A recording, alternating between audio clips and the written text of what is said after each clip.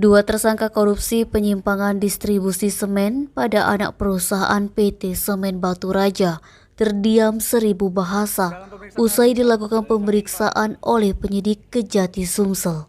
Dua tersangka tersebut yakni Budi Oktarita, Kabag Keuangan PT Batu Raja Multi Usaha, anak perusahaan PT Semen Batu Raja, periode tahun 2016 sampai 2017.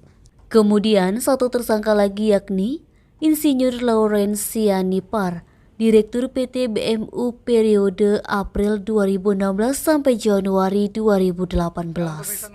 Kedua mantan pentolan di perusahaan BUMN tersebut memilih bungkam kepada awak media usai turun dari pemeriksaan yang dilakukan penyidik Dinsus Kejati Sumsel selama kurang lebih 6 jam. Dari pantauan Sumek.co, sekitar pukul 16.12 waktu Indonesia Barat, didampingi kuasa hukum keduanya turun dari lantai 6 ruang penyidik gedung Kejati Sumsel untuk selanjutnya menuju mobil tahanan Kejati Sumsel.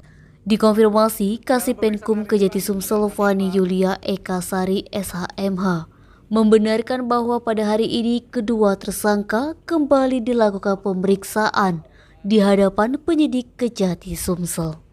Dia menerangkan keduanya menjalani pemeriksaan dicecar belasan pertanyaan dari penyidik guna melengkapi berkas perkara penyidikan. Untuk selanjutnya, tim penyidik masih terus melakukan serangkaian penyidikan guna menguatkan alat bukti. Dilanjutkannya, apabila dirasa cukup alat bukti, maka tahap selanjutnya berkas perkara kedua tersangka akan segera dilimpahkan ke pengadilan untuk disidangkan. Dijelaskannya kembali bahwa keduanya resmi ditetapkan sebagai tersangka setelah tim penyidik melakukan serangkaian penyelidikan dan penyidikan.